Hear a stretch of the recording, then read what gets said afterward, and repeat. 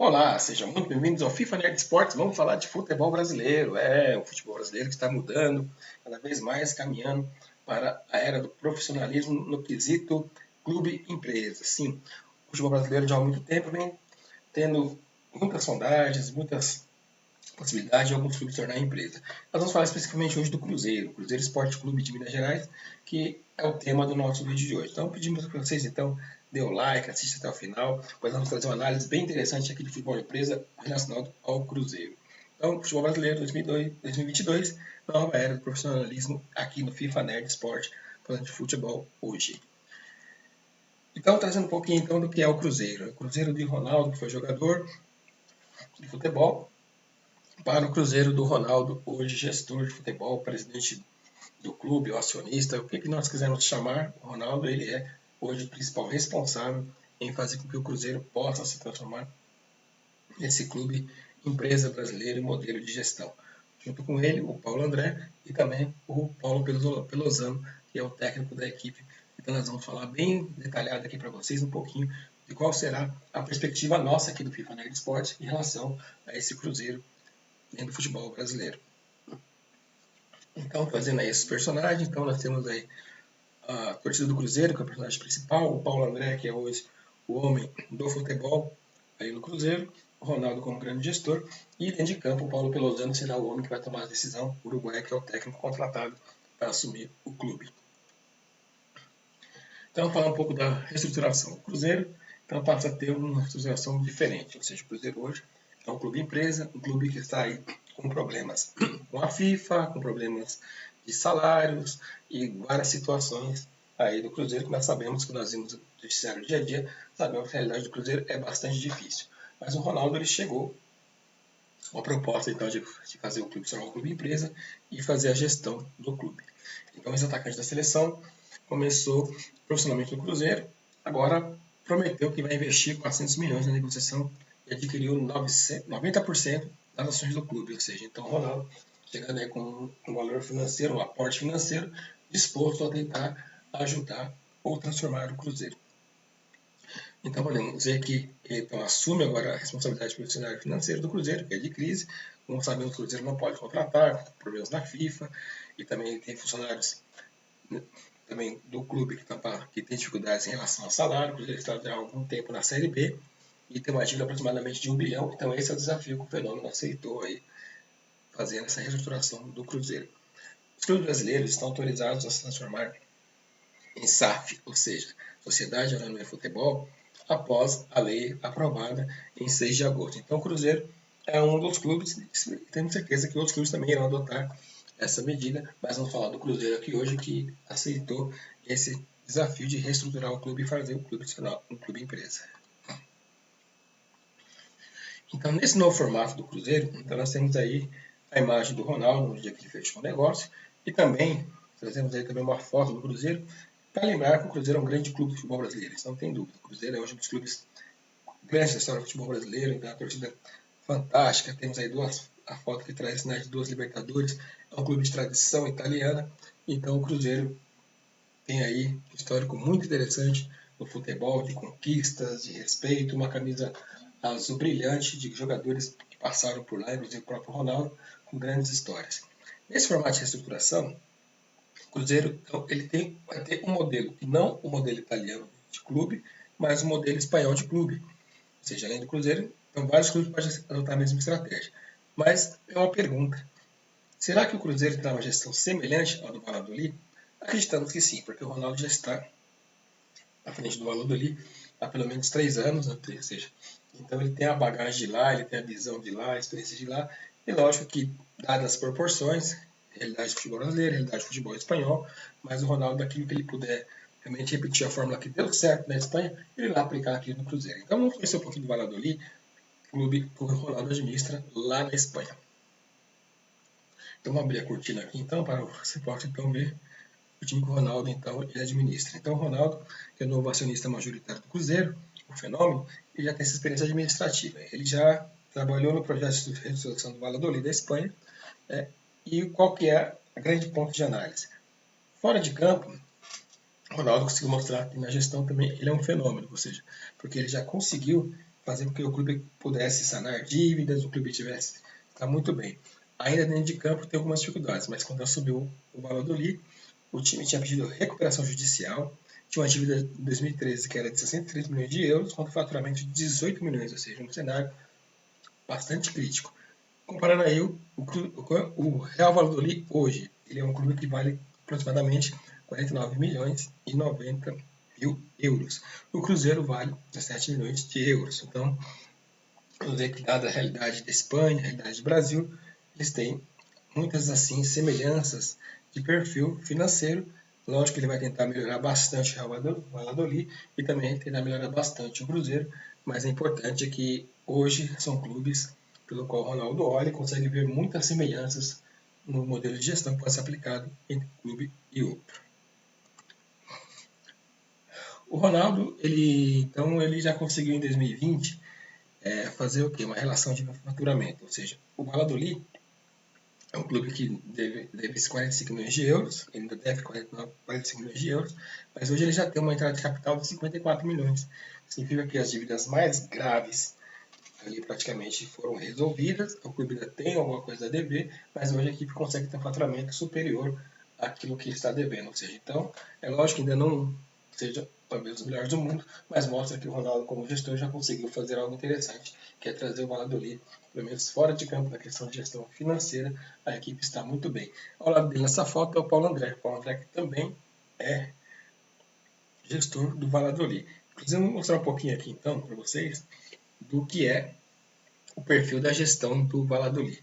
É uma gestão enxuta com poucos profissionais. O Ronaldo ele é o presidente do clube praticamente, então o Mateu Fenart é um conselheiro forte da equipe, então ele está ali ao lado do Ronaldo. O Ronaldo não está, ele assume ali a equipe provisoriamente.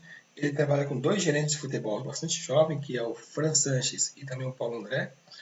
Então são dois jovens gestores de futebol que trabalham com o Ronaldo, e isso indica que o Ronaldo quer realmente gestores que possam fazer com que o clube, o torcedor e também os parceiros entendam o futebol visto de um ângulo muito mais moderno, muito mais analítico. Então, esses dois profissionais na Valladolid têm uma responsabilidade bem grande. E a comissão técnica mesmo de campo é bem chutinha também.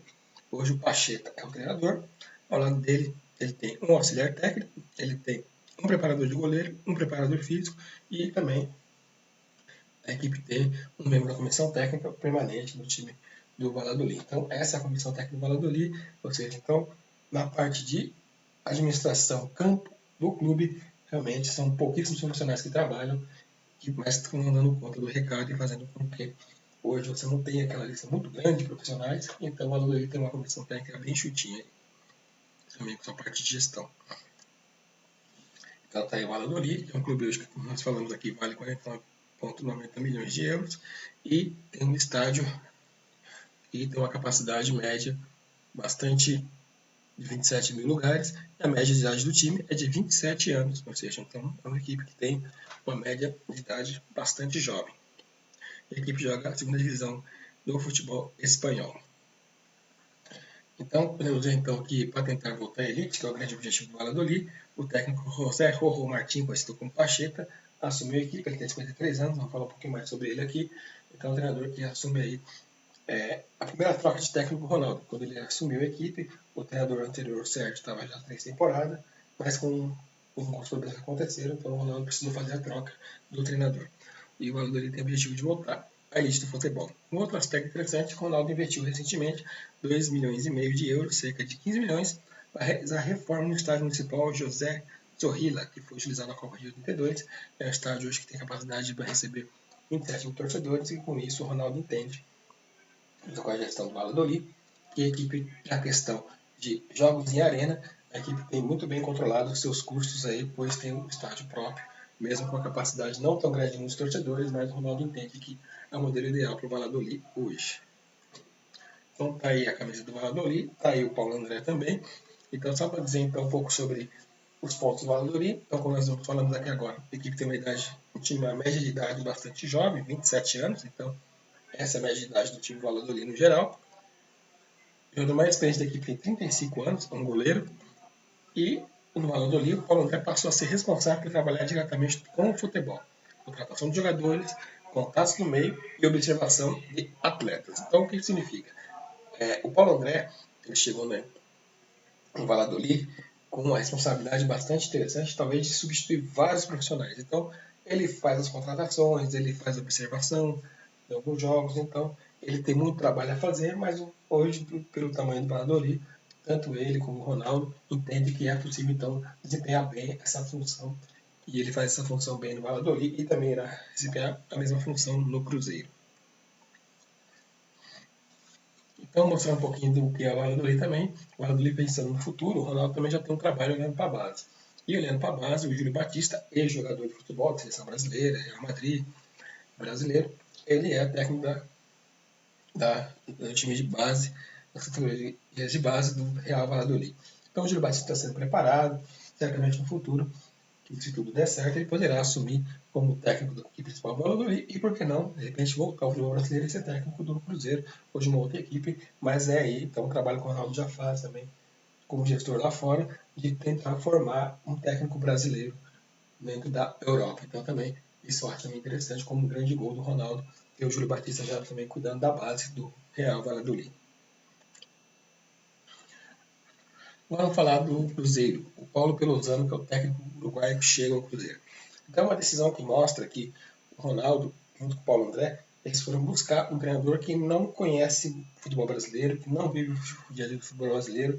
Pelo contrário, um técnico uruguaio, também que está iniciando a sua carreira. Então, podemos ver que aí a comissão técnica dele também é bem enxuta. Ele tem o Martin Marini, que é o auxiliar técnico, tem o Gonzalo Álvares, que é o preparador físico, e tem o Matias Filippini, que é o analista de desempenho. Com a chegada deles, o Juliano Belletti, que também foi um grande jogador de futebol, da seleção brasileira, também estava fazendo um trabalho de auxiliar técnico, ele deixou o Cruzeiro juntamente com o Vanderlei Luxemburgo. Então agora o Ronaldo, juntamente com o André, tem no Cruzeiro uma comissão técnica totalmente nova, reformulada, com profissionais que vão chegar aqui agora no clube e seguir estritamente as orientações que vier da gestão para formar, montar a equipe e cuidar das coisas de campo. Então, nós vamos então perceber que o Paulo Pezzolano chega então com uma mentalidade bastante leve no futebol brasileiro. Nós vamos conhecer melhor ele como técnico, ver como é que ele consegue, então, com o apoio do Ronaldo e Paulo André, desempenhar o trabalho aqui no Brasil. Ele já treinou algumas equipes no Uruguai, por exemplo, em 2016 e 2017, uma equipe que chama-se Torque, depois ele trabalhou em 17 e 19 no Liverpool, também do Uruguai, depois de 19 até 21 ele estava no Pachuca do México, um desafio mais interessante, e agora em 22 ele vem para o Cruzeiro. Então, vamos ficar de olho no Paulo Pezzolano, que, como nós falamos aqui, é um técnico novo, está chegando, nós não conhecemos aqui no Brasil, mas certamente o Ronaldo e o Paulo André por trás irá dar todo o apoio, toda a estrutura que ele precisa para conseguir, então, na parte de campo, para dentro de campo, conseguir fazer o melhor.